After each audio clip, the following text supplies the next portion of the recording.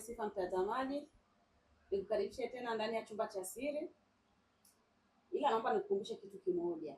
Leo na kukumbusha mwanzoni kabisa, usisahau kusubscribe kwa sababu ukianza kuangalia unasahau kubonyeza lakini mpaka kinaisha. Leo tuko sehemu ya 3, vijana katika ulimwengu wa ndoa. Nimeona tumkaribishe mgeni kwa sababu sisi ni wanawake, si ni waolewaji, wenyewe ni waoaji. Na wenyewe wanakutana na kitu na vya kwao, kwa hiyo kwa hiyo stoke hapo. Uwe na sisi hapo tunapoanza mpaka tunamaliza, kwa sababu mwishoni pale lazima tuingie wote kwenye maombi. Sasa usipoingia kwenye maombi hapo, yani na kitu nakidondosha. Kwa uvumilie mpaka tuingie kwenye maombi kwa pamoja.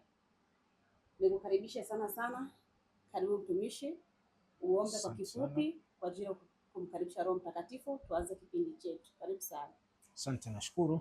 Bila kupoteza wakati, basi tuombe. Baba, katika jina la Yesu tunakushukuru kwa ajili ya siku nyingine ambayo tunaendelea na mfululizo wa somo la vijana katika ulimwengu wa ndoa. Leo tuko sehemu ya 3. Ninakusihi na kukuomba kwa Roho wako Mtakatifu ambaye ulimwacha kama mwalimu, akatupitishe katika maeneo nyeti ambayo yatatusaidia sisi pamoja na mtazamaji ambaye anatufuatilia. Katika Kristo Yesu nimeomba nikiamini, amen. Amen. Barikiwe. Amen. Barikiwe sana. Barikiwe sana. Unaweza kumwambia mtazamaji leo unaitwa nani? Kwa majina yangu naitwa Labani Zelela. Kitaaluma ni mwalimu, lakini vile vile ni mwalimu wa neno la Mungu. Karibu tuendelee. Amina.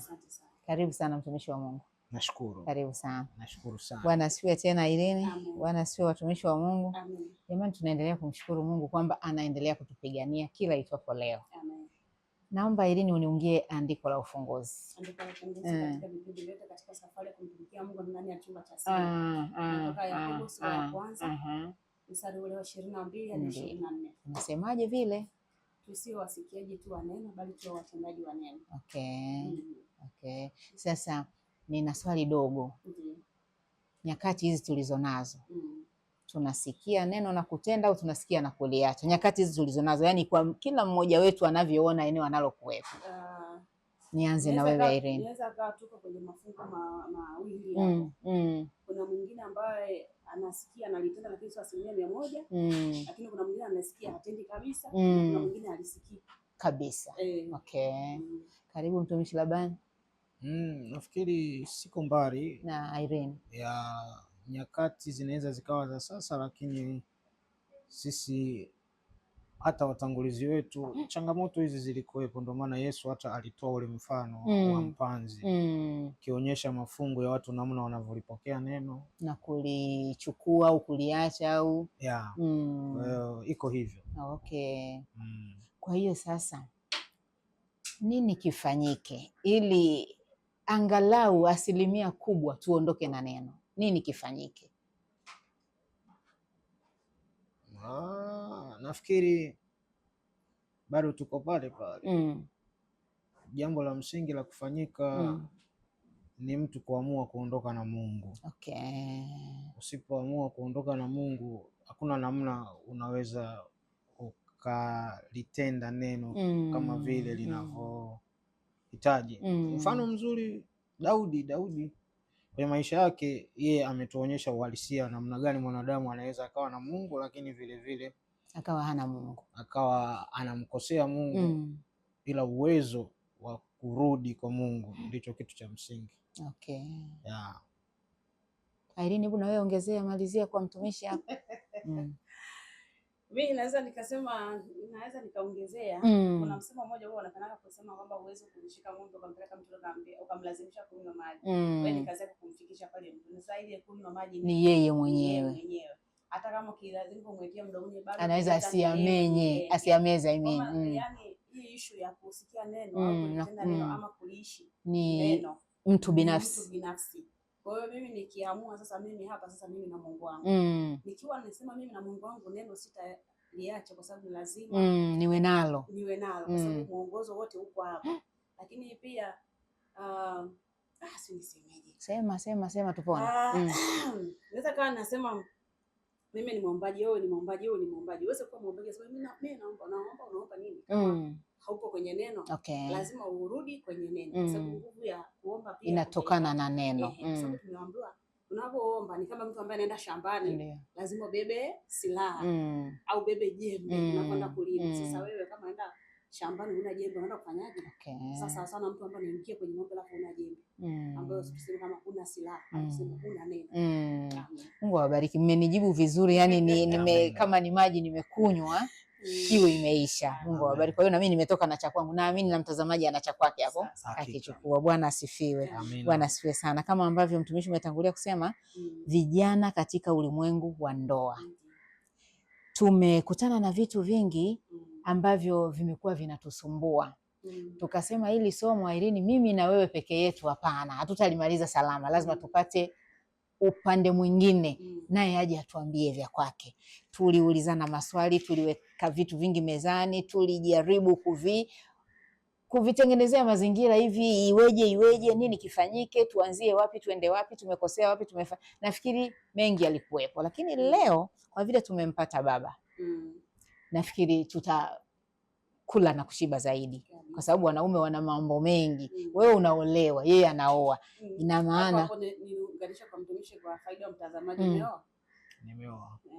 Amina. Tuambia yani changamoto ziko wapi katika safari ya kuoa? Sababu unapooa yani uwendi tu papa kuleta ndani. Lazima kuna utaratibu unaofuata. Amina.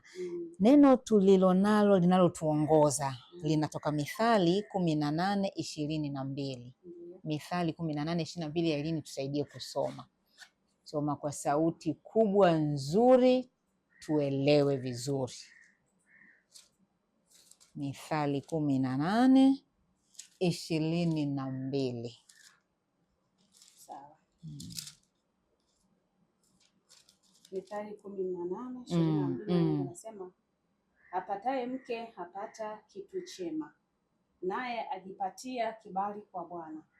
Apataye mke apata kitu chema, naye amejipatia kibali kwa Bwana. Apataye mke apata kitu chema, naye amejipatia kibali kwa Bwana. Amina. Bwana asifiwe. Amen. Kwa hiyo huyu mwanamke anapokwenda kwa mume ni kitu chema, na yule mwanaume amepata kibali baada ya kumpata huyu mwanamke, si ndio mtumishi? Naam.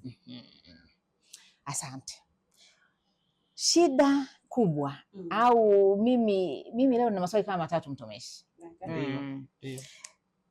Kama mke ni kitu chema, anageukaje kutoka kwenye yeye kuwa kitu chema na kuwa na mambo ambayo sasa tunayaona leo katika ndoa za vijana? Sisi somo letu hili leo linalenga sana vijana.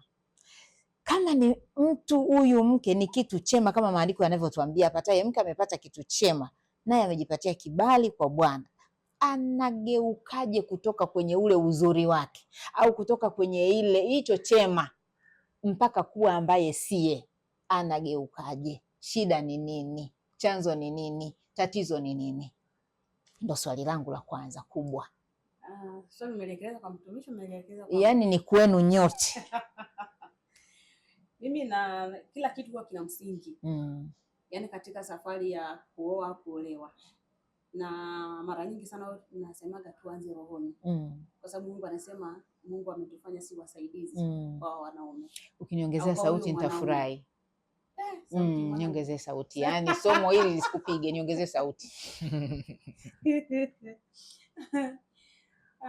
Nasema kila kitu kina msingi wake. Huwezi kujenga nyumba pasipo kuweka msingi. Na Mungu alivyotuambia sisi ni wasaidizi, yani wewe ni msaidizi kwa huyo mwanaume. Kwa maana hiyo Mungu anachotaka pia katika safari ya kuolewa, safari ya kuoa, unachotakiwa ni kutengeneza msingi wako na Mungu wako. Yani ni kama vile tusemeje, kama ni swali umuulize Mungu kama ndio. Kwa sababu umeniona mimi Irene ndio. Unajuaje kama mimi ndo msaidizi wako? Naweza kama mimi si msaidizi wako, ni msaidizi wa mtu mwingine. Okay. Umeelewa kwanza hicho? Sasa usipoenda mbele za Bwana kumuuliza Mungu swali, je, huyu wa Irene ni kweli ama si kweli? Mungu anaona sirini, na tayari Mungu anaona nafsi yangu, ananielewa. Sasa ninapoenda kwa huyu, najitolea mfano. Sawa, nakuelewa. Navyoenda kwa huyu, yani ni kweli naenda kwa kumaanisha kwamba ndo naenda kutengeneza maisha yangu, kwa sababu yani ninapoolewa, yani umejitoa, mimi ndo nataka niitwe mama, niitwe mke, niitwe wifi, niitwe mwalimu, majina yote. Kwa hiyo sasa ninapoenda kule nimeamua mimi ndo naenda kuyaitwa yote na kuwa kweli. Au kuna jambo ambalo nimelitazama ndani yake, yani ambalo linanipeleka, au mwingine kuna jambo linanipeleka pale. Sasa kama kuna kitu kimenipeleka kama kweli kipo kikaisha, labda ni pesa imenipeleka, na hicho kipindi kuna na hivi vipindi ile ni Simba 3 huko nyuma pia nilitoa hivi, mtu anaweza kana kumbe ni gari tu, kumbe mtu anaweza na kumbe ni uwezo wake tu, afya yake jinsi ilivyo. Sasa afya imeporomoka, mimi sikutaka awe hivi. Kwa sasa hapo ndio ninachokuja kugeuka kwamba si kitu jema, kitu chema. Kwa sababu gani? Hapo mwanzo hatukuweza kutengeneza msingi vizuri na Mungu kumuuliza swali, Mungu, kama huyu ni mke wangu au ni mume wangu? Huwa kuna andiko linasema hivi, misingi ikiharibika mwenye haki atafanya, linaingia hapa. Ina maana hatukutengeneza msingi au? Inaweza kwa sababu sio ukimuuliza Mungu kiuliza swali, Mungu atakwambia yeye anafuata gari. Hakufuati wewe. Sasa naongezea kidogo hapo, afu mtumishi Labani aje naye atupe cha kwake. Yaani sasa hili mbona umeyeyusha swali langu? Jamani. Nimetangulia mbele. Roho Mtakatifu nisaidie lirudi. Litarudi. Karibu mtumishi Labani, nitarudi kwako hili. Mimi nafikiri anageukaje? Unajua, tukirudi kwenye andiko la msingi, hiyo Mithali 18:22. Ukisoma hiyo Mithali 18:22 inafanana na maana na Mithali 8:35. Mithali 8:35 hapo, kama unaweza kunisomea unisomee. Nasema, maana yeye anionaye mimi aona uzima, naye atapata kibali kwa Bwana. Nilikuwa nataka 8:35. Nilitaka mtazamaji pamoja na sisi hapa tutazame kwenye hiyo sura 8:35 Mithali. Ni hekima inazungumza. Hekima anaongea kwamba anionaye mimi. Mwishoni kule anapata kibali kwa nani? Kwa Bwana. Ili upate kuelewa hekima na hiki kitu chema ambacho kinatajwa kwamba apataye mke apata kitu chema. Chema kimetokana na neno wema, mwema. Ukisoma Mithali 31:10, somea hapo tena haraka, maandiko yanakuwa mengi. Mke mwema ni nani awezaye? Ushahidi. Unaona, Mithali 31 mstari ule wa 10, na Mungu anasema mke mwema ni nani awezaye kumuona? Ni nani awezaye kumuona? Maana kima chake chapita marijani. Kima cha marijani. Marijani ni rubi. Yaani kima chake, thamani yake inapita thamani ya nini? Ya rubi. Maana nikisema marijani, Kiswahili sisi tunazungumza, lakini tushazoea rubi, ndio mtu anaweza akaelewa. Unaposema chema au mwema, maana yake mtu mwema kwa tafsiri ni mtu mwenye uwezo wa kufanya jambo katika uadilifu na lenye kuheshimisha.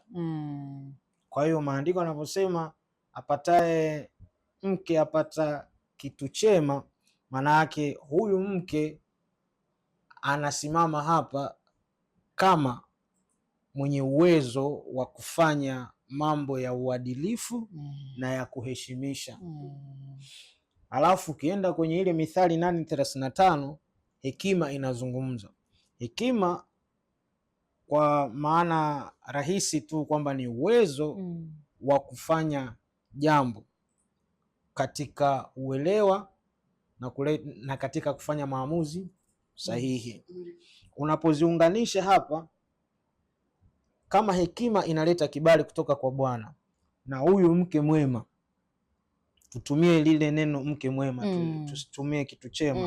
Mke mwema analeta kibali kutoka kwa Bwana, lakini sio kila mwanamke au si kila mke anaweza akaleta kibali kutoka kwa Bwana. Mithali ni kitabu ambacho kinatuonyesha kanuni za kuishi na kufanya maamuzi. Lakini Mithali hiyo hiyo imemtaja mwanamke katika huyu mke katika sura mbili, katika chanya na hasi. Ukisoma Mithali 19:13 hapo nisomee haraka haraka, alafu kuna Mithali 25:24. Hasa mmoja afungue 19:13, mama fungua hapo 25:24. Mithali Mungu anasema katika Mithali 19:13. Yes. Mungu anasema mwana mpumbavu ni msiba kwa babaye. Na ugomvi wa mke kama kutona daima. Sauti hiyo imesikika. Uniongezee sauti, So leo ugomvi. Mithali 19:13 na anasema mwana mpumbavu ni msiba kwa babaye, na ugomvi wa mke kama kutona daima. Amina. Mama hapo soma 25:24. Mithali 25:24. Maandiko yanasema ni afadhali kukaa katika pembe ya darini kuliko katika nyumba pana pamoja na mwanamke mgomvi. Sasa hapo umepata picha. Mithali inamwelezea mke mwema, lakini Mithali inamwelezea mke ambaye sio mwema. Hiyo uliosoma kutona ni kama kuanguka kwa maji, vile vitone. Kwenye Kiingereza unasema dropping. Kwa ile inaendelea. Ugomvi usioisha. Kutona ni ugomvi usioisha. Wengine nakwambia ni heri kuishi kwenye nini? Kwenye dari huko. Kwa sababu gani? Huyu mke amepoteza sifa za kuwa mke mwema. Kama amepoteza sifa za kuwa mke mwema, hakuna kibali kinaweza kikaja ndani ya nyumba. Anabadilikaje? Chema kinaweza kikabadilika kwa namna ambavyo msingi ulianza. Mungu mwenyewe anauliza mahali, nilikupanda kama mzabibu mwema, umegeukaje ukawa mzabibu mwitu?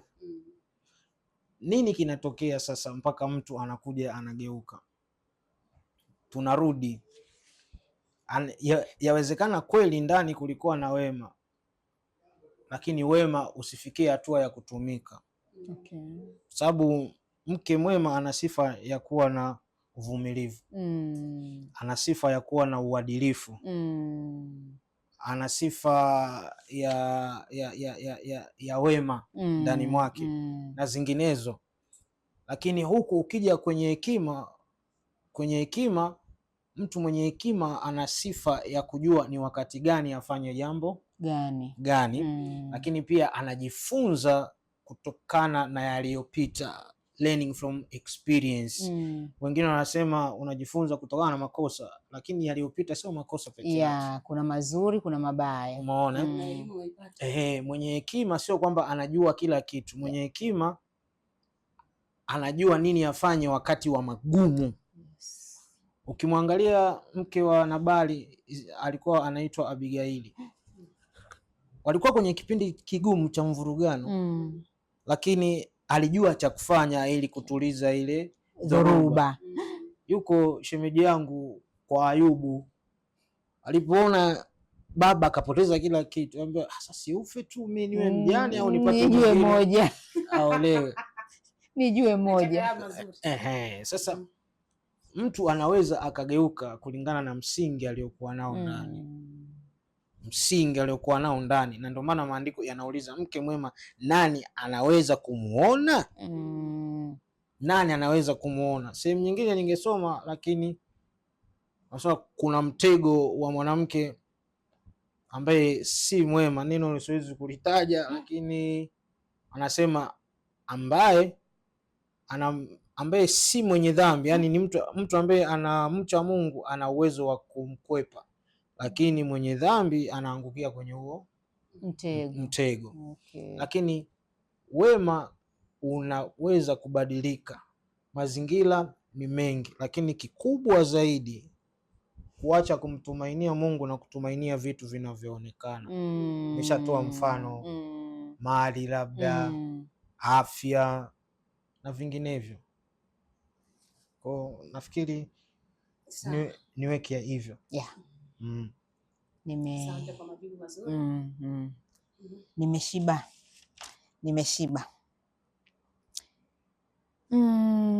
Swali langu lingine, sisi kama wazazi tunawaandaaje vijana kuingia kwenye ulimwengu wa ndoa? Maandalizi yetu ni mazuri? Mpaka ndoa za vijana zinaenda kukutana na vuta ni kuvute. Sosi ni nini? Tumeandaa vizuri au vibaya? Wapi wamechukua hayo mambo ambayo sasa nimekupanda kuwa mzabibu mwema, umegeukaje kuwa mzabibu? Wapi wameyachukua? Ni huko nyumbani? Ni hapa katikati? Ni wapi? Waswahili walisema tabasamu la mtoto huonekana akiwa wapi? Nyumbani. Kila kitu kinaanzia nyumbani. Kila kitu kinaanzia nyumbani. Lakini dunia yetu imekuwa kidogo tofauti. Utamsaidiaje mtoto ambaye umempeleka boarding miaka 6? Yaani la kwanza tu anakaa boarding. Hana muda wa kuinteract na wazazi. Hauna muda naye. Huyu akiendelea hivi, kila kitu atakuwa amejifunza nje na nyumbani. Dunia imetuweka kwenye mtego sasa hivi. Okay. Kwa yani dunia imetuweka kwenye mtego kwa sasa. Ungemuuliza Ibrahimu Isaka angekujibu kirahisi sana, kwa sababu dunia yao ilikuwa dunia fulani ambayo yani, ukiwa nyumbani ndo shule ya msingi yako, sekondari yako, chuo chako. Familia ndio chuo cha malezi. Familia ndo kila kitu. Lakini ulimwengu huu wa kwetu umepoteza familia. Kwa hiyo na ndio maana unaletewa mchumba, hamshauriani kwanza. Unaletewa mchumba, mtu kashaongea naye, kamalizana naye, bwana ninakuja kukutambulisha. Sio kwamba nimemuona fulani. Unamuonaje mama? Ni ngumu. Hapo hamna swali. Wamekutana chuo, wewe unamjuaje? Hamna kujibu. Kwa yani ni ngumu, yani hilo swali limekaa kimtego.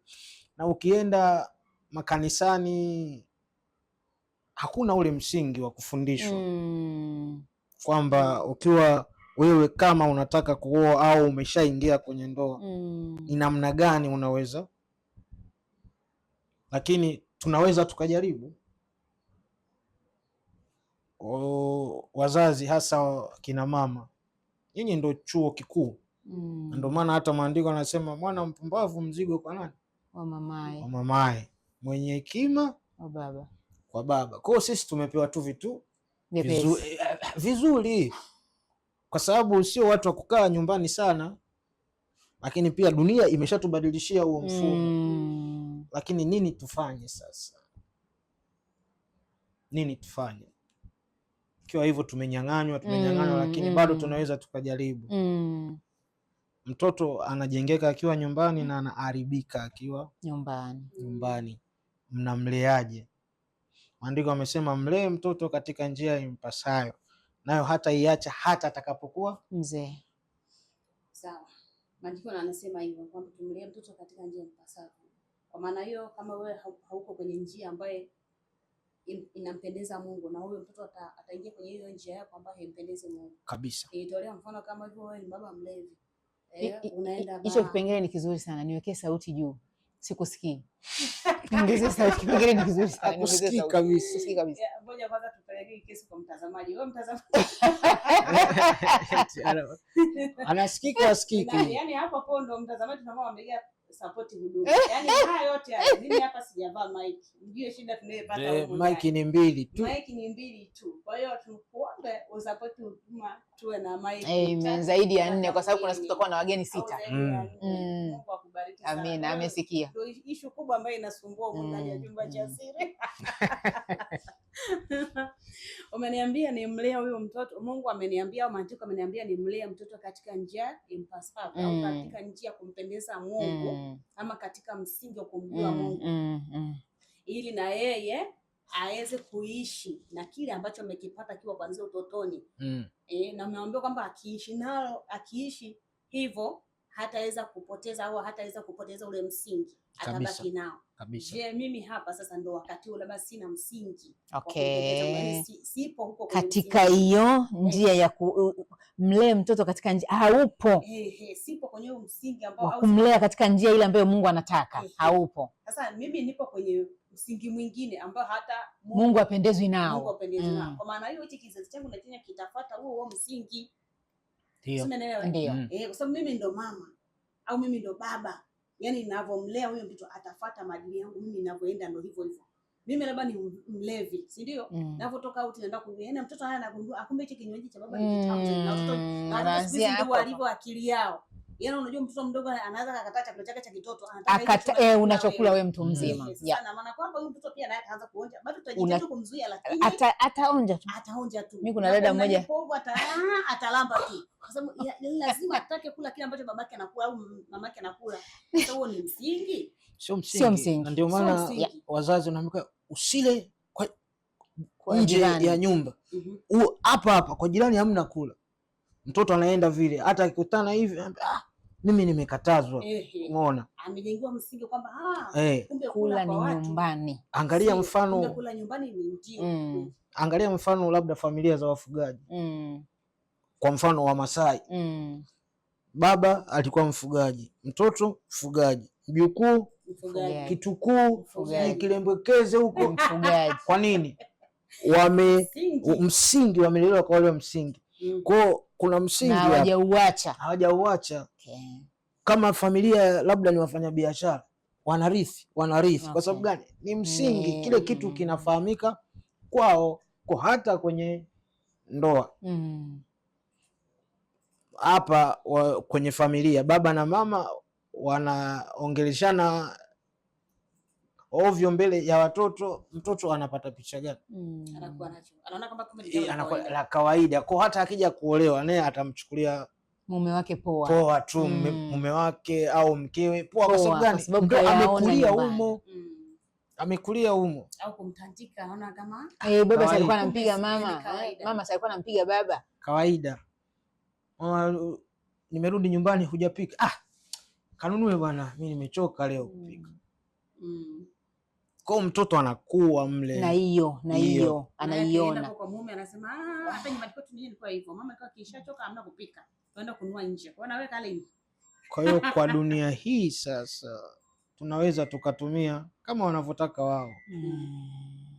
Mama, unazungumza na watoto wako hata kama sio nyumbani. Siku hizi tumekuwa kisasa. Bwana twende mahali. Bwana unaona mimi niko mpaka leo hapa miaka 50, nimefikisha 60 na miaka labda 30 kwenye ndoa.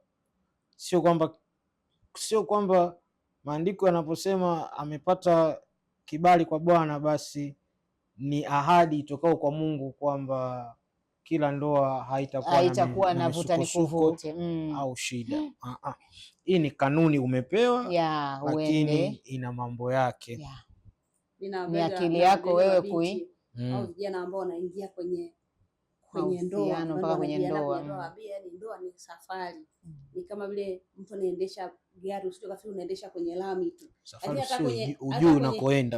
Hata kwenye lami tu bado kuna bani. Kwa hiyo kama kuna barabara ambayo hujaipita hujaizoea, unaweza kukuta utajua kama kuna bamzi mbele. Kwa hiyo kwa sababu ukishaweka kama ni 80 yako hapo unaweza kuvuka nayo pale. Kwa hiyo inakuwa itakuumiza au utamuumiza huyo ambaye yuko ndani ya gari.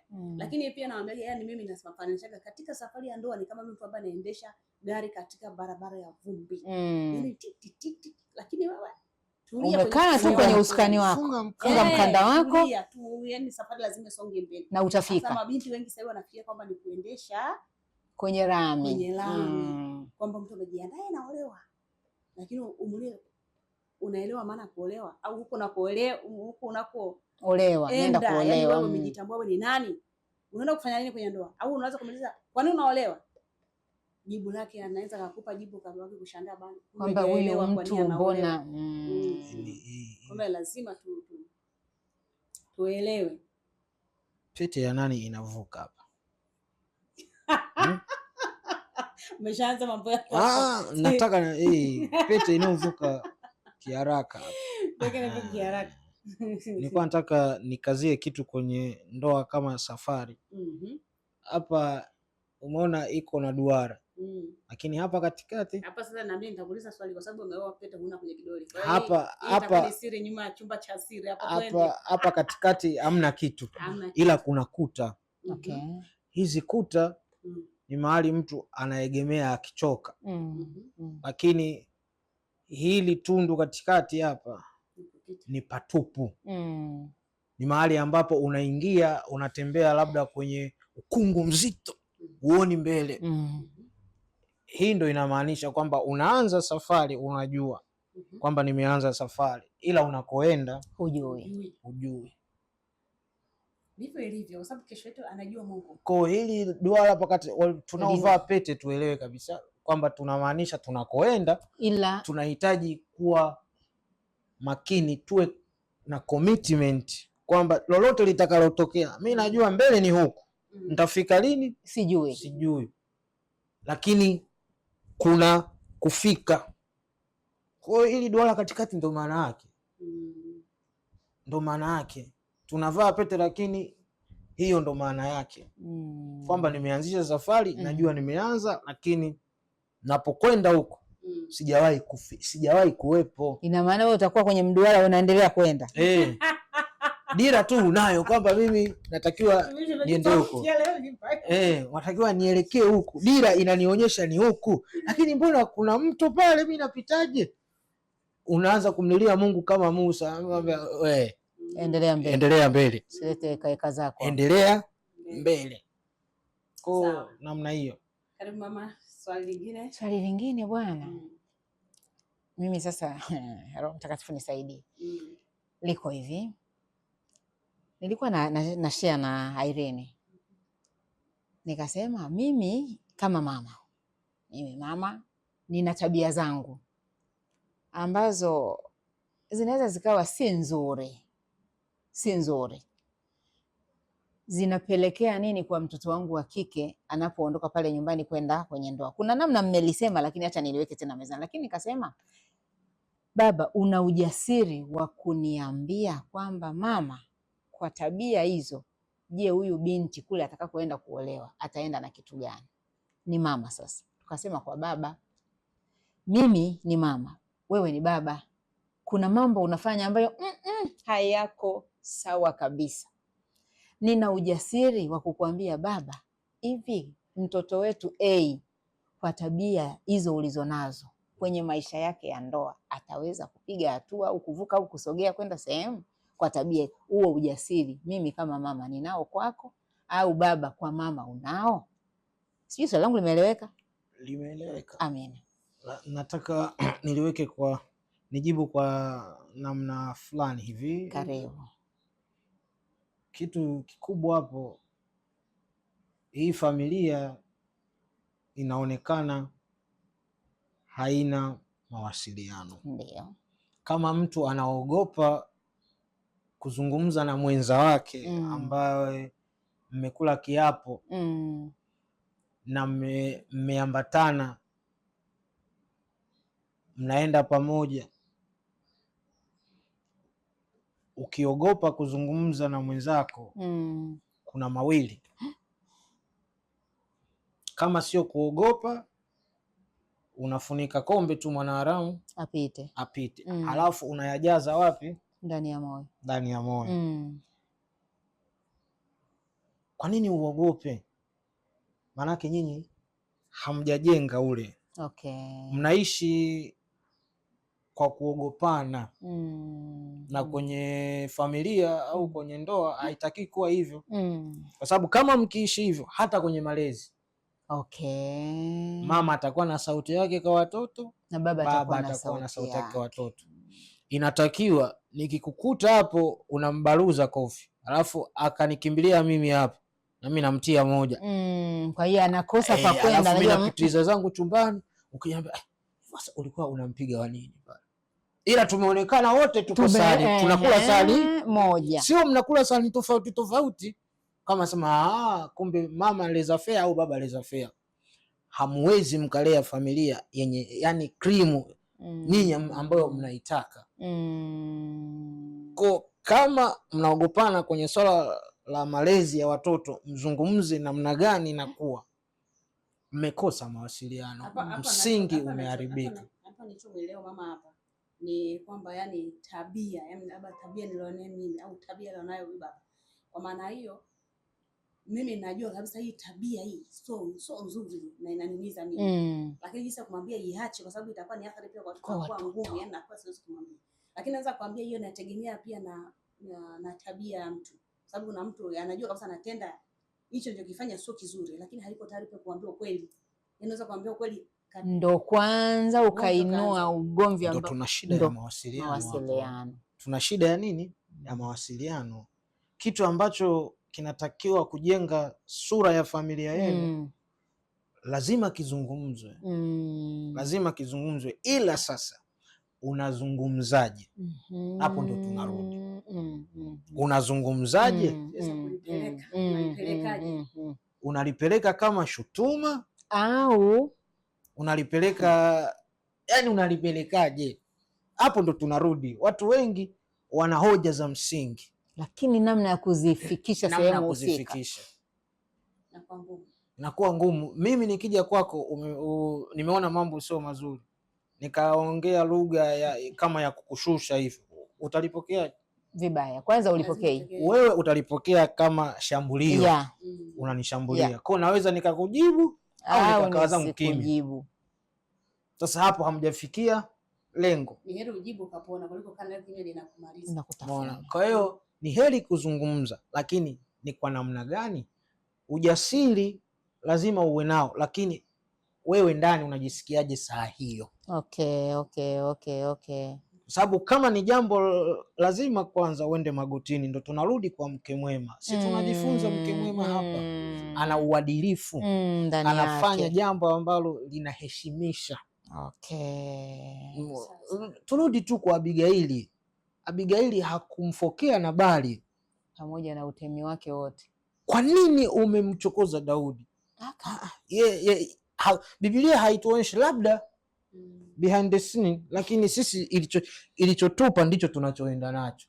Aliposikia, tena sio kwa Nabali mwenyewe, kwa mfanyakazi wao. Akatengeneza vitu pale haraka haraka akakimbia. Kwa nini? Mke mwema.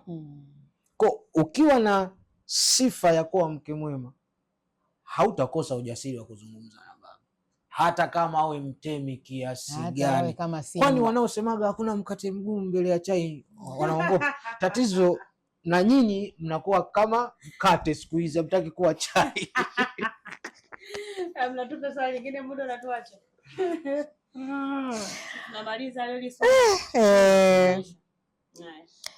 Wapi tumeharibu mpaka leo watoto wetu watamani ndoa? Kwa sababu tumesikia masikio, unaweza kukuta vijana wako hapo, hata kama unapita kiaina, lakini sitaki kabisa kusikia habari ya kuoa. Kitu gani kimesababisha hiyo? Vijana hawataki kuoa, watoto wa kike hawataki kuolewa. Wapi tumeharibu? Nini hiki wamekitoa wapi nacho? Maarifa yamekuwa mengi. Hivi tulikuwa tunasoma ile ni Wakolosai inasema wanawakataza kuoa. Kuna mtu sasa hivi akienda akamwambia mtu anataka kuoa, anamuuliza umejenga? Una gari? Narudi tena huko. Una gari? Umeona? Unafanya kazi gani? Mfano mimi wakati nilikuwa bado kijana mdogo sana, nilikuwa na rafiki yangu pia. Si ndio hivyo, tunaenda hivyo. Akaja kijana, nilikuwa kama mimi ndo kiongozi wake kwenye mambo ya kiroho nini. Akaniambia mimi nataka kuoa. Nikimtazama hana kazi, lakini amekuja na imani. Unajua amekuja na imani. Nikawaza moyoni, najiuliza huyu ataoaje? Nikasema isiwe shida, piga magoti. Nikamuombea pale, alafu nikampa assignment. Nikamwambia muombe Mungu mpaka akuonyeshe. Yaani hapo namwambia ili kumvunja moyo, lakini kumbe mimi ndo naweka mkazo, namtia moto. Akaenda akafunga, akarudi, Bwana amenionyesha. Sijawahi kumuona ila ana alama hapa. Haleluya, hapo ndo nipatamu hapo. Umeona? Nikamwambia umemwona, atakuja sasa, tulia. Endelea kutafuta maisha. Akaendelea, akawa na kazi anafanya. Manake ule moto ndo unamsukuma sasa. Okay. Umeona? Kufanya kazi. Wakati mimi najiandaa kwenda chuo, kuna mtu alihamia kanisani kwetu. Wakati nimebakiza kama kesho ndo naondoka, Jumatatu, Jumapili. Kaambia yule ule niambiaga, nahisi ni yule pale. Utamwangalia afu utaniambia. Kwenda kumwangalia, alama ndo ile. Alipoiona ndo na huyo dada iko hapo. Ile. Maana yake nini? Nimetoa mfano, mtu anapokuja anasema anataka kuoa, wewe usiangalie nini anacho.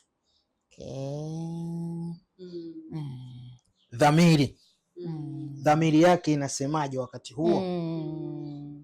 Kwa sababu amekuja hana mchumba, ila anataka kuoa. Wangetokea vijana kama hawa, kila mtu anaenda anasema mimi nataka kuoa ila hana mchumba, hana mahali ambapo anavutwa, ingekuwa ni rahisi. Lakini maarifa yamekuwa mengi sasa hivi. Kwa hapo ndo tumekwama.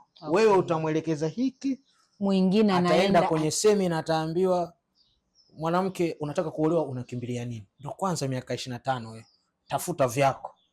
Usije ukanyanyasika. Huku wewe umepanda kilicho vizuri. Kwa nini upande mbegu ya kunyanyasika kwenye ndoa? Manake tunafundishwa badala ya kuambatana tunatakiwa kuwa sambamba. Umeona Na unajua sambamba hakuna mahali zinakutana? Hazikutani. Bora hata mkiambatana hivi. Huyu akitaka kurudi nyuma, kuna mtu hapo anampiga kigingi, bwana nenda. Msaidizi yuko hapa anambia twende baba, niko nyuma yako. Tutatoboa hapa. Hatutaki. Kwa maarifa ndo ametufikisha hapa, maarifa mchanganyiko. Kuliacha neno, kuacha misingi ya kiungu. Hakuna aliyeahidi kwamba ndoa itakuwa haina shida. Lakini kwa nini tutazame mabaya zaidi kuliko kutazama uzuri wa ndoa? Kwa nini mtu afundishwe sasa hivi awe na cha kwake, asimtegemee mwanaume? Kwa nani alimwambia mwanamke kwenye ndoa kuna kumtegemea mwanaume? Mwanamke wa Mithali alikuwa hayupo kwenye dunia yetu hii kabisa, lakini analeta zawadi nyumbani. Huyu analeta utajiri nyumbani, lakini sio kwa namna ambayo sasa hivi tunaambiwa kwamba usinyanyasike. Kwa ni maarifa yametugeuza hapa. Tunawasaidiaje sasa hawa vijana kupitia haya maarifa? Leo mimi nimesema hiki, akienda kule akasikia kile, akienda kwa akasikia hiki, sasa anachukua kipi, anaondoka na kipi, anabaki wapi? Tunamsaidiaje? Kama neno letu la chumba cha siri la ufunguzi, watendaji wa neno. Mimi hizi semina za ndoa sio mbaya, semina za mahusiano sio mbaya, lakini maarifa, kuna maarifa. Mimi ninaweza nikakufundisha namna ninavyomuwezea mwenzangu kuishi naye kwa amani. Lakini kumbuka, mwenza wangu sio mwenza wako. Yaani wewe unaweza kuwafundisha mabinti, mimi naishi na mume wangu hivi. Sawa, huyo ni mume wako. Mume wake yeye unamjua? Umeona inawezekana wewe wakongo ana hali fulani ambayo huyu mwingine ni moto. Sasa hapo inawezekana wako ni last born, yule first born. Wewe unakutana na huku deko toka mwanzo mwisho. Mimi huku na deka yule kule ginja. Wapi? Kwa formula ipo kwenye neno. Hapo kweli kabisa. Amen. Basi tuingie. Sasa nilikuwa la mwisho au bado? Mi naona kama yameisha. Kama unalo wewe mi nimeshiba leo. Kama ni swali imeisha, unampa mtazamaji ushauri gani kwa yule ambaye anahitaji kuingia kwenye ndoa na ambaye yule yuko kwenye ndoa changa, kuna mahali anapitia labda kuna kitu anakutana nacho hapo tutaunga, tunatamani leo tuombee. Ushauri wangu kwa wanaotamani kuingia kwenye ndoa na wale ambao wako kwenye ndoa, hakuna kitu kikubwa na cha msingi duniani kama kusimama kwenye nafasi yako inayokupasa kusimama. Kwa lugha rahisi tunaita wajibu. Wajibu ni mambo ya lazima ambayo mtu anastahili au anatakiwa kuyafanya bila kutegemea yeye anafanyiwa au hafanyiwi. Haya masuala ya kusema unashauriwa kama hakufanyii hili hakupendi na wewe usimfanyie hivi, huo ni uongo wa dunia. Simama kwenye wajibu wako na mambo yataenda kwa namna ambavyo hautaweza kutarajia, ila ukianza kuhesabu mema umefanywa mangapi na mabaya mangapi, hautafika popote. Yani hautafika popote, na anayekwambia ndoa mbaya huyo hajafika, kwa sababu hakuna aliyezaliwa anaishi kwenye ndoa. Yes. Wote tunajifunza lakini ndoa mbaya ni ya kwake, lakini si kama mbaya ni ya kwake, lakini haimaanishi. Kwani watu walishaacha kusafiri kwa sababu ya ajali? Hapana. Hivi kuna mtu angepanda treni baada ya ajali ya Dodoma hii? Hapana. Watu wanapanda. Lakini pale treni ya jioni ilipita. Inapita pale unasogeza utafuta damu pale, watu wanapita. Kwa kitu cha msingi, ukiwa kwenye ndoa au unajiandaa kwenda kwenye ndoa, kumbuka wajibu. Kuliko kuanza kumchunguza mtu, jifunze wajibu wako ni nini. Maisha yataenda. Mungu awabariki sana. Amina. Karibu tuombe mtumishi. Nitaomba baada ya kumwambia mtazamaji hapa kwamba tuna clips hapa, hizi clips za ndizi hizi. Tena ndizi Bukoba, ndizi mzuzu mzuzu bwana. Ni tamu sana hizi. Tamu sana. Huu ni mzuzu wa kuiva. Yaani umekaangwa na viungo vyake huwezi kuvisikia, yani kama upendipendi harufu nzuri, ila ni tamu. Ni shilingi ngapi vile? Kwa vile wewe 2000. Kwa mtazamaji sasa. Mtazamaji 1500. Mtazamaji 1500. Tunafanya delivery. Ndio. Ukitaka kuna namba utaziona hapo chini. Tunakuagizia, tunakuletea ulipo. Lakini ni tamu sana. Uko ofisini unatafuna, uko nyumbani unaosha vyombo, unaona mbali kwenye vitafuno, unakuwa nazo hizi kwenye gari, tena ndo penyewe kuliko kutafuna mchele. Kuliko hasa mama hapo, mbona unanisema mimi? Kwa hiyo usikose tafadhali sana. Mungu akubariki sana, utakuwa una support huduma. Amina. Mungu awabariki. Amen. Karibu tuingie kwenye maombi mtumishi. Amen. Tamani sana tuombe leo. Amina. Nafikiri mimi kabla hujaomba.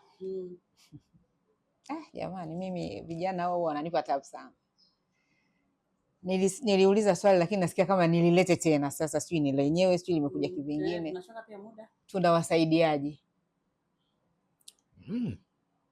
Tunawasaidiaje au vijana? Nafikiri tumeshalisema. Hebu nisemee kwa mara ya mwisho nisikie, nitoke nacho. Inawezekana kimechomoka. Labda na mimi nilizungumze kwa namna ambayo sikulizungumza mwanzo pia. Amina. Nyakati zetu zimekuwa na mambo mengi.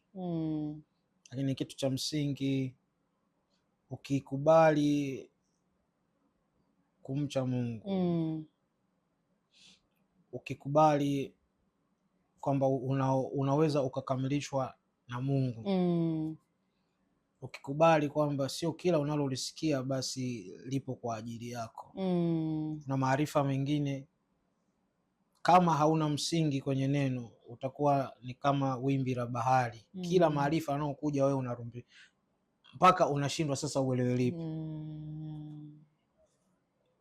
Kijana lazima alishike neno. Lazima alishike neno, maana tumeambiwa lazima tuulinde ujana wetu ili mtu yoyote asitufanyaje, asiuharibu, asitudharau.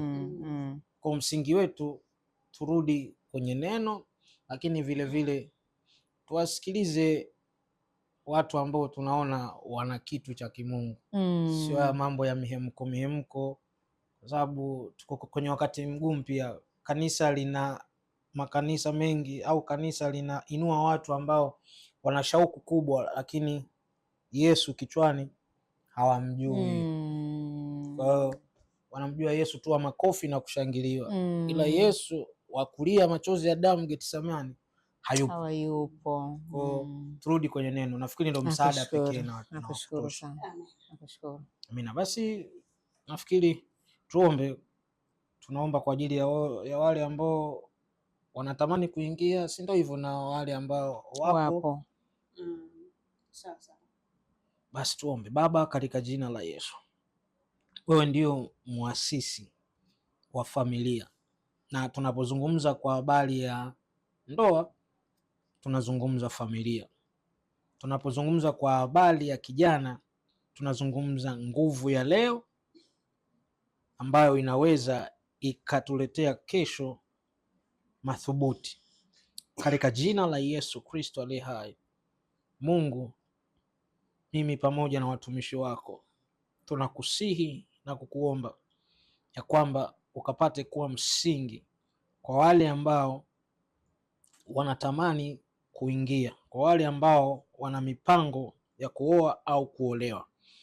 Mungu, ninakusihi wasitazame wanaoyataka kwanza, bali wakutazame wewe uliye msingi, maana vitu vikamilifu vinatoka kwako, Baba wa mianga.